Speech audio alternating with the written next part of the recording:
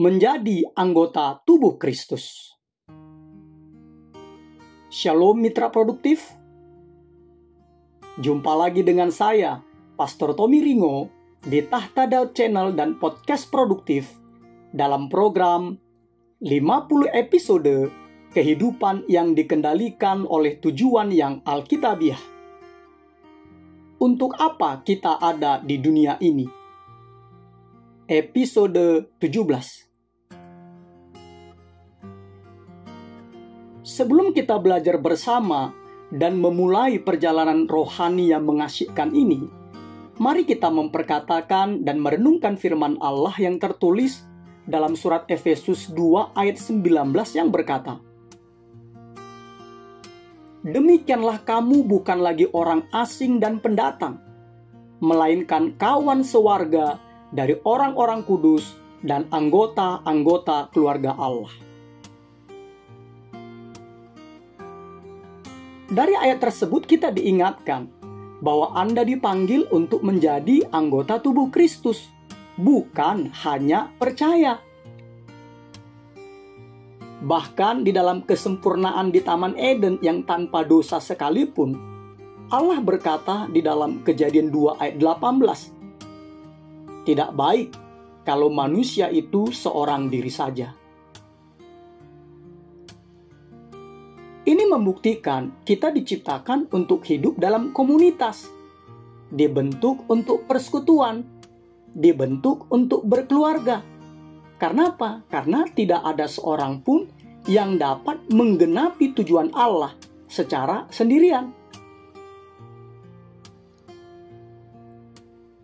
Dalam Alkitab, tidak ada orang kudus atau pertapa rohani yang hidup terpisah dari orang-orang percaya lainnya dan menghilang dari persekutuan.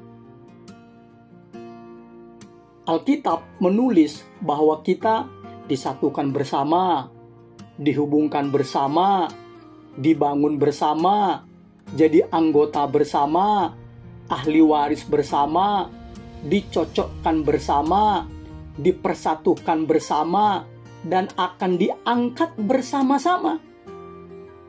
Ini tertulis di dalam 2 Korintus 12 ayat 12, Efesus 2 ayat 21-22, Efesus 3 ayat 6, Efesus 4 ayat 16, 1 Tesalonika 4 ayat 17.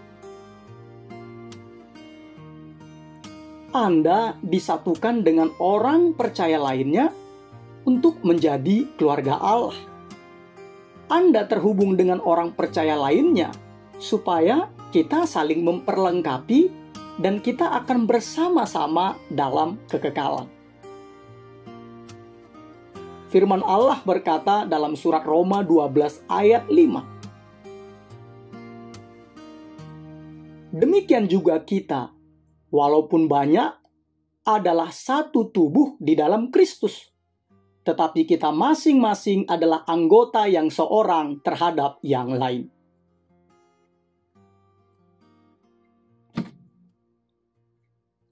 Mitra produktif, menjadi pengikut Kristus berarti menjadi anggota. Menjadi bagian dari anggota tubuh Kristus, bukan hanya sekedar percaya. Menjadi anggota gereja seperti yang tertulis dalam Alkitab, yaitu Roma 12 ayat 4-5, 1 Korintus 6 ayat 15, 1 Korintus 12 ayat 12-27, berarti menjadi organ penting dari suatu tubuh yang hidup, yang tak tergantikan, saling terkait, dan saling bergantung dengan bagian tubuh Kristus lainnya. Karena itu kita perlu mengembalikan dan menerapkan arti keanggotaan menurut Alkitab. Apa itu? Gereja adalah suatu tubuh, bukan gedung bangunan. Gereja adalah suatu organisme, bukan organisasi.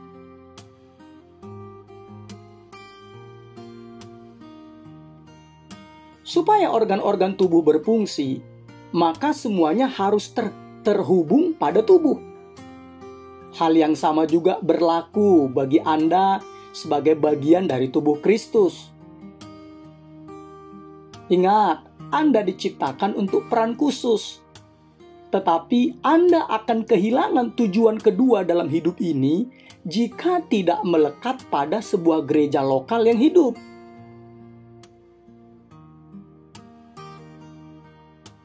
Ketika suatu organ terlepas dari tubuh, ia akan melemah dan mati karena organ itu tidak dapat hidup sendiri. Begitu juga dengan Anda. Anda akan kehilangan fungsinya ketika Anda tidak melekat pada sebuah gereja lokal yang hidup. Tetapi Anda akan hidup dan menemukan peran Anda dalam hidup ini ketika Anda membangun hubungan-hubungan dengan orang lain yang tergabung di dalam gereja lokal. Makanya mitra produktif, gejala pertama dari kemunduran rohani seseorang itu adalah dia tidak teratur menghadiri kebaktian-kebaktian ibadah dan pertemuan-pertemuan orang percaya lainnya. Itu tandanya. Jadi tanda pertamanya itu. Gejala pertama dari kemunduran rohani dari seseorang itu tandanya adalah dia sudah tidak teratur menghadiri kebaktian-kebaktian ibadah dan pertemuan-pertemuan orang percaya lainnya. Jadi, kapanpun Anda mulai mundur dari persekutuan, maka segala sesuatu yang lainnya juga mulai mundur. Hati-hati.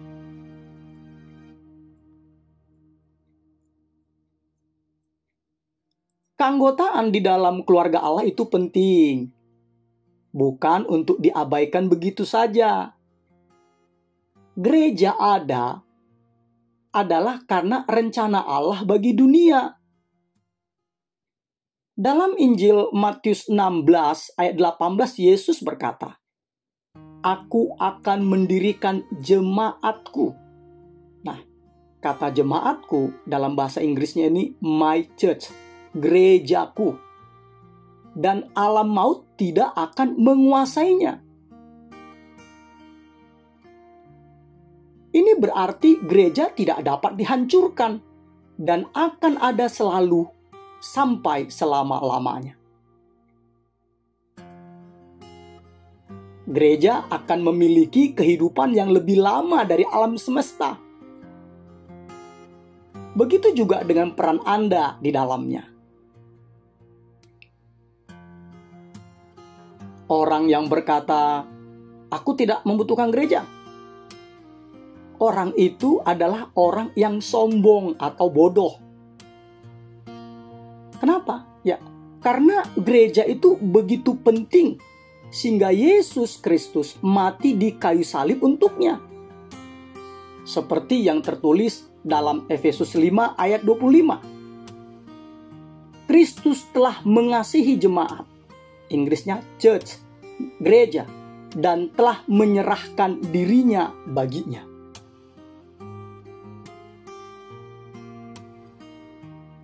Dalam Alkitab tertulis, gereja itu disebut sebagai mempelai Kristus. Apalagi tubuh Kristus.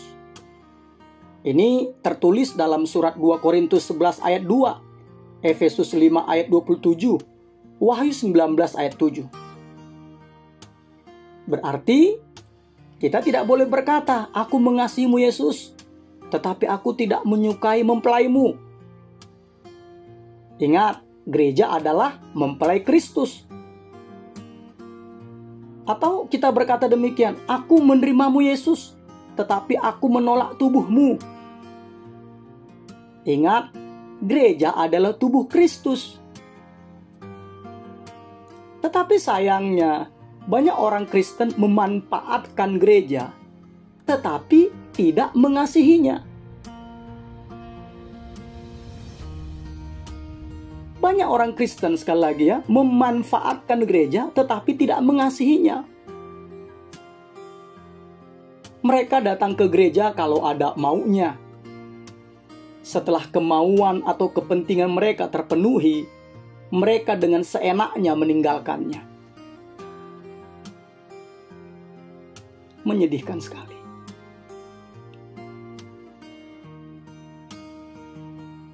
Oh iya, mitra produktif. Kecuali untuk beberapa peristiwa penting yang menyebutkan orang percaya di sepanjang sejarah, hampir setiap kali kata gereja, garis bawahi kata gereja, itu dipakai dalam Alkitab atau jemaat ketika diterjemahkan ke dalam bahasa Indonesia. Itu menunjukkan kepada sebuah jemaat lokal atau gereja lokal.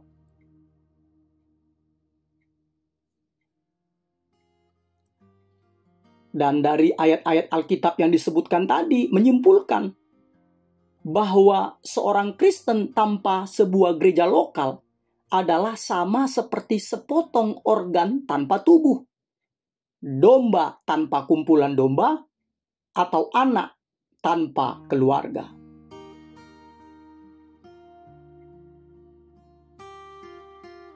Namun sayangnya, budaya individualisme independen masa kini telah menciptakan banyak anak yatim piatu rohani. Kutu loncat yang melompat dari satu gereja ke gereja lain tanpa identitas, tanpa posisi untuk dimintai pertanggungan jawab atau komitmen.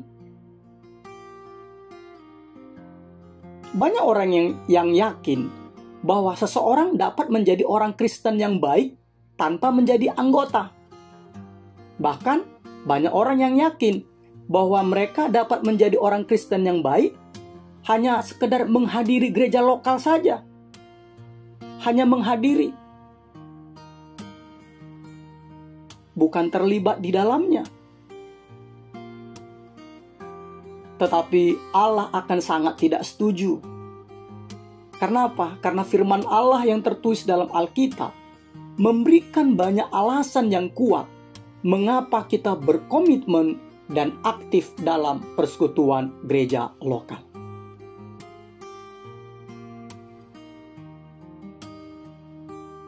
Singkatnya, mengapa Anda memerlukan keluarga gereja? Pertama, karena keluarga gereja menunjukkan bahwa Anda adalah seorang percaya sejati. Kita tidak dapat mengatakan bahwa saya adalah pengikut Kristus apabila kita tidak mempunyai komitmen pada sekelompok murid tertentu. Bila kita bersatu di dalam kasih sebagai sebuah keluarga gereja, walau terdiri dari berbagai latar belakang, ras, dan status sosial yang berbeda, maka itu akan menjadi suatu kesaksian yang sangat penuh kuasa bagi dunia ini. Dan ini membuktikan bahwa kita adalah murid Kristus. Seperti yang tertulis dalam Injil Yohanes 13 ayat 35. Sekali lagi saya ingatkan ya, Anda bukanlah tubuh Kristus sendirian. Anda memerlukan orang lain. Bersama, bukan terpisah. Kita adalah tubuhnya. Itu tertulis di dalam 1 Korintus 12 ayat 27. Alasan kedua mengapa kita memerlukan keluarga gereja adalah karena keluarga gereja menggerakkan Anda untuk keluar dari isolasi pementingan diri sendiri. Gereja lokal adalah ruang kelas untuk belajar bagaimana caranya bergaul dengan baik dengan sesama anggota keluarga Allah lainnya. Dan sebagai anggota yang aktif, Anda berpartisipasi dan belajar bersimpati serta terlibat dalam mempedulikan orang lain dan berbagi pengalaman dengan mereka. Seperti yang tertulis dalam surat 1 Korintus 12 ayat 26 yang berkata, "Karena itu jika satu anggota menderita, semua anggota turut menderita. Jika satu anggota dihormati, semua anggota turut bersukacita.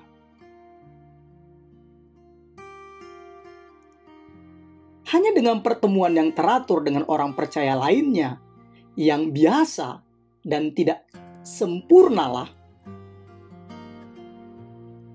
kita dapat mempelajari persekutuan yang sejati. Persekutuan yang alkitabiah adalah persekutuan yang berkomitmen antara yang satu dengan yang lainnya. Sama seperti kita berkomitmen kepada Kristus. Banyak orang Kristen mengetahui Yohanes 3 ayat 16. Tetapi tidak mengetahui 1 Yohanes 3 ayat 16. Yang berkata,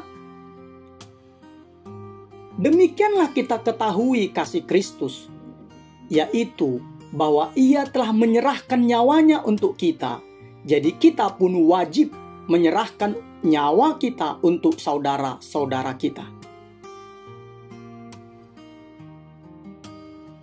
Inilah jenis kasih yang berkorban, yang Allah harapkan untuk kita praktekkan antara yang satu dengan yang lainnya.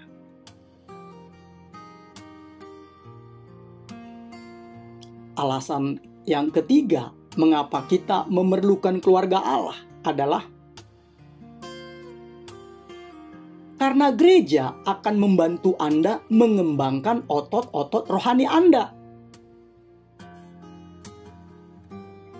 Anda tidak akan pernah bertumbuh dewasa hanya dengan mengikuti kebaktian penyembahan dan menjadi penonton yang pasif. Nggak bisa. Hanya partisipasi dan berkomitmen di dalam kehidupan bergereja lokal lah yang dapat membentuk otot-otot rohani Anda.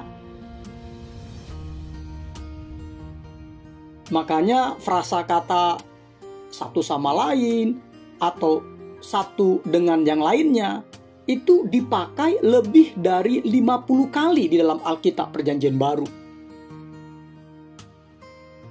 Dari frasa tersebut kita diperintahkan untuk apa? Saling mengasihi, mendoakan satu dengan yang lain. Apalagi?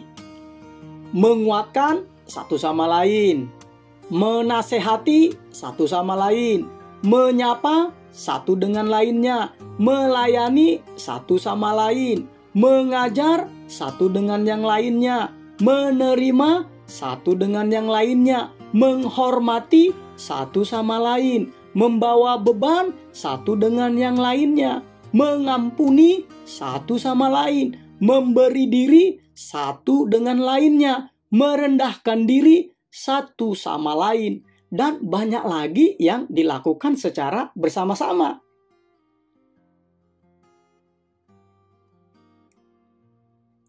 Mitra produktif, untuk bertumbuh, kita ini membutuhkan lebih dari sekedar Alkitab. Kita memerlukan orang-orang percaya lainnya. Kita bertumbuh lebih cepat dan kuat dengan saling belajar, saling bertanggung jawab, dan saling percaya. Ketika orang lain membagikan apa yang Allah ajarkan kepada mereka, saya juga belajar dan bertumbuh juga. Alasan keempat, mengapa Anda memerlukan keluarga gereja? Karena tubuh Kristus membutuhkan Anda.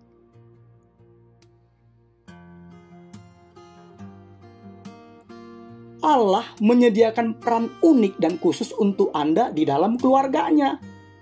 Inilah yang disebut pelayanan Anda, dan Allah telah memperlengkapi Anda dengan karunia-karunia untuk tugas tersebut.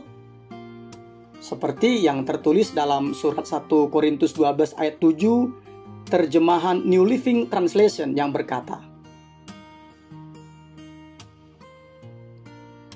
karunia rohani diberikan kepada kita masing-masing sebagai alat untuk menolong seluruh gereja.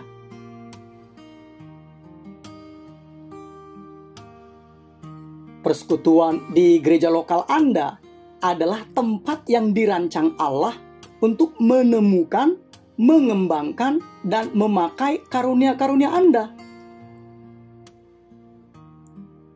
Anda juga mungkin memiliki pelayanan yang lebih luas, tetapi itu adalah tambahan pada pelayanan Anda di gereja lokal.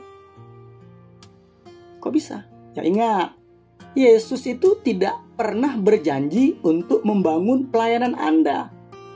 Ia berjanji untuk membangun gerejanya.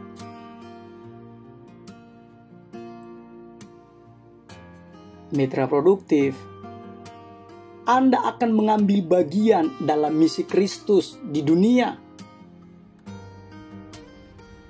Ketika Yesus di bumi, Bapa bekerja melalui tubuh fisik Kristus.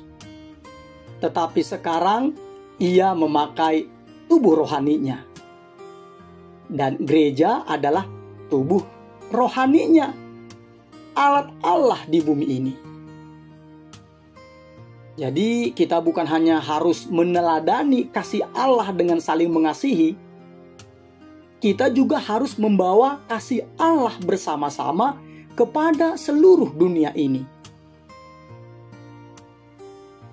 Ini adalah hak istimewa yang luar biasa yang telah Allah berikan kepada kita. Sebagai anggota tubuh Kristus, kita adalah tangannya, kakinya, matanya, dan hatinya. Allah bekerja melalui kita di dunia. Kita masing-masing memiliki bagian untuk dilakukan. Seperti firman Allah katakan dalam surat Efesus 2 ayat 10, terjemahan The Message yang berkata, Ia menciptakan kita masing-masing melalui Yesus Kristus untuk bersama Dia melakukan pekerjaan yang dilakukannya. Pekerjaan baik yang telah Ia sediakan untuk kita. Pekerjaan yang harus kita lakukan. Alasan kelima, mengapa Anda memerlukan keluarga gereja?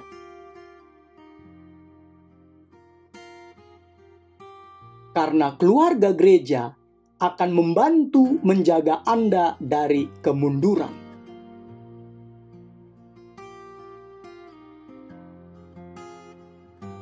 Tidak seorang pun yang kebal terhadap pencobaan.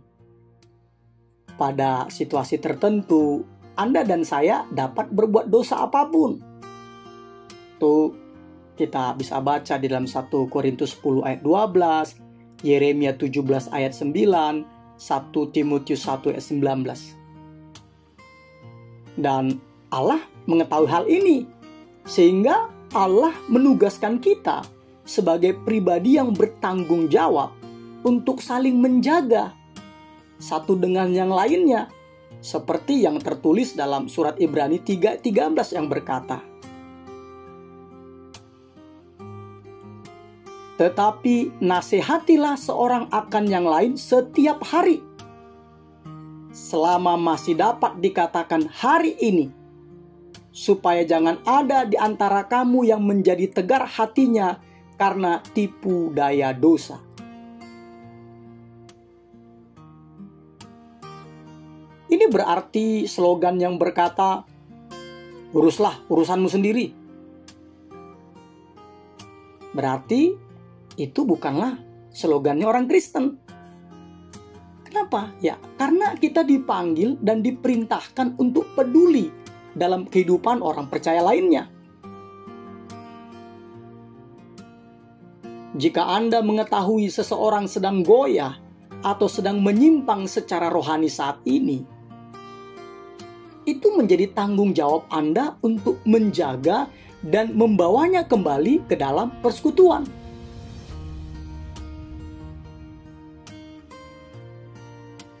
Alkitab menuliskannya dalam surat Yakobus 5 ayat 19 sampai 20. Demikian firman Tuhan. Saudara-saudaraku, jika ada di antara kamu yang menyimpang dari kebenaran dan ada seorang yang membuat dia berbalik, ketahuilah bahwa barang siapa membuat orang berdosa berbalik dari jalan yang sesat, ia akan menyelamatkan jiwa orang itu dari maut dan menutupi banyak dosa.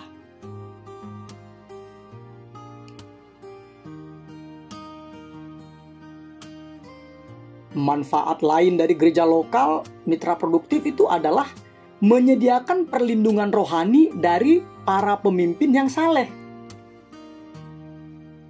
Allah memberikan kepada para gembala tanggung jawab untuk menjaga, melindungi, mempertahankan, dan memperhatikan kesejahteraan rohani domba-dombanya. Itu Kisah Para Rasul 20 ayat 28 sampai 29, 1 Petrus 5 ayat 1 sampai 4. Bahkan ya, kita diberitahukan dalam surat Ibrani 13 ayat 17 yang berkata seperti ini. Taatilah pemimpin-pemimpinmu dan tunduklah kepada mereka, sebab mereka berjaga-jaga atas jiwamu sebagai orang-orang yang harus bertanggung jawab atasnya. Dengan jalan itu, mereka akan melakukannya dengan gembira, bukan dengan keluh kesah, sebab hal itu tidak akan membawa keuntungan bagimu.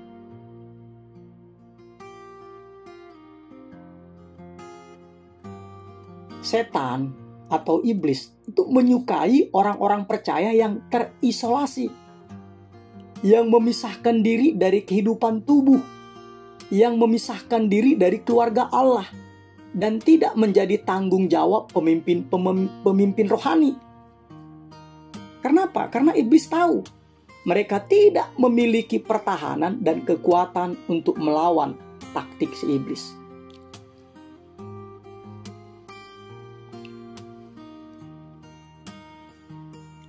Mitra produktif, Allah membuat gereja untuk memenuhi kelima kebutuhan terdalam Anda, yakni apa? Suatu tujuan untuk dituju, orang-orang untuk hidup bersama dalam kasih, prinsip-prinsip untuk dijalani, profesi untuk dikerjakan, dan kuasa untuk dijadikan sumber hidup. Tidak ada tempat lain di dunia ini di mana Anda dapat memperoleh kelima manfaat dalam satu tempat. Haleluya. Dan tujuan Allah untuk gerejanya itu identik dengan kelima tujuannya untuk Anda. Apa itu? Ya, penyembahan. Itu membantu Anda memusatkan perhatian Anda kepada Allah. Persekutuan membantu Anda untuk menghadapi masalah-masalah hidup. Pemuritan membantu Anda untuk menguatkan iman Anda. Pelayanan membantu Anda menemukan talenta-talenta Anda. Penginjilan membantu Anda memenuhi misi Anda. Tidak ada yang sama seperti gereja di bumi ini. Haleluya.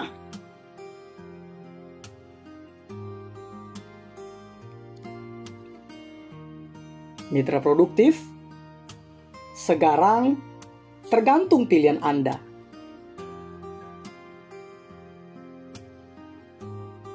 Ketika seorang anak dilahirkan, ia akan secara otomatis bagian dari keluarga manusia secara universal.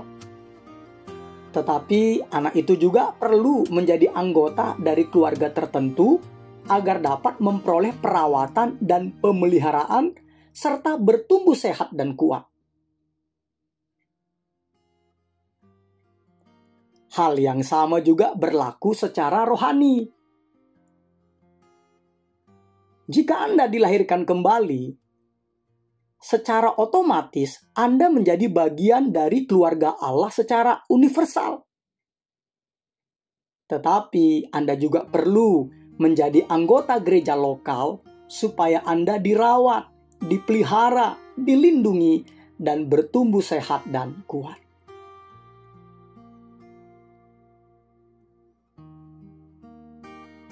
Mitra produktif, perbedaan antara pengunjung gereja, garis bawahi pengunjung gereja, dengan anggota gereja, garis bawahi anggota gereja, itu adalah komitmen. Pengunjung adalah penonton di pinggir lapangan, sedangkan anggota adalah pemain yang terlibat dalam pelayanan. Pengunjung adalah konsumen, sedangkan anggota adalah kontributor. Pengunjung menginginkan manfaat suatu gereja tanpa berbagi tanggung jawab. Mereka itu sama seperti pasangan yang ingin hidup bersama, tetapi tanpa memiliki komitmen pernikahan.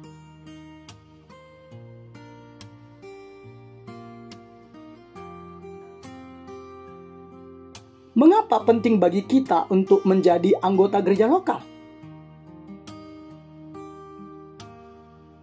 Karena itu membuktikan bahwa Anda berkomitmen secara nyata terhadap saudara-saudara rohani Anda. Bukan hanya teori, bukan hanya omong doang. Allah ingin agar Anda mengasihi manusia yang sebenarnya, bukan manusia yang ideal. Anda bisa menghabiskan waktu seumur hidup untuk mencari gereja yang sempurna, tetapi Anda tidak akan pernah menemukannya. Anda dipanggil untuk mengasihi orang-orang berdosa yang tidak sempurna, sama seperti Allah mengasihi mereka.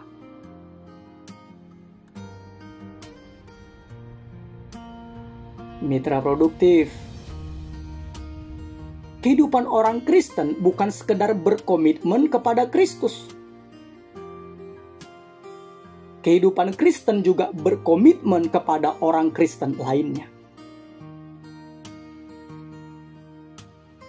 Orang-orang Kristen Makedonia memahami ini, seperti yang tertulis dalam surat 2 Korintus 8 ayat 5b.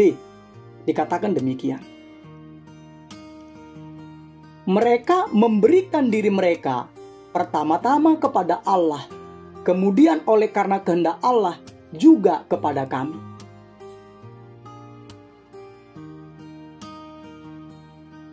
Mitra produktif, menjadi anggota gereja lokal adalah langkah alami dan wajar begitu kita menjadi anak Allah.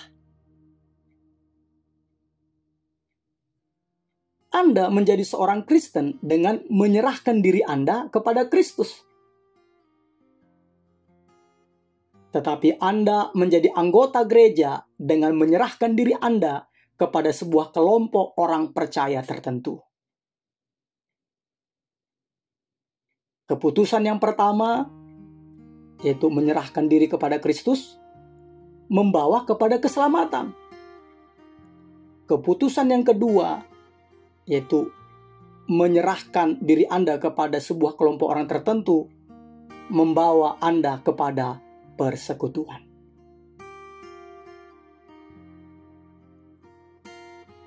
Episode 17. Berpikir dan merenungkan tujuan hidup saya. Nilai-nilai atau prinsip-prinsip yang harus kita pikirkan dan renungkan. Saya dipanggil untuk menjadi anggota tubuh Kristus, bukan hanya percaya. Ayat untuk diingat, Roma 12 ayat 5.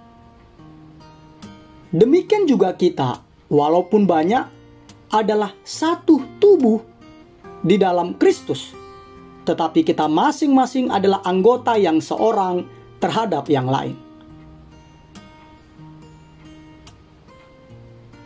Pertanyaan untuk dipikirkan dan didiskusikan. Apakah tingkat keterlibatan saya dalam gereja lokal sudah menunjukkan bahwa saya mengasihi dan berkomitmen kepada keluarga Allah?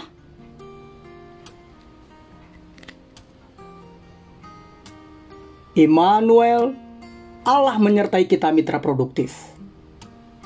Amin.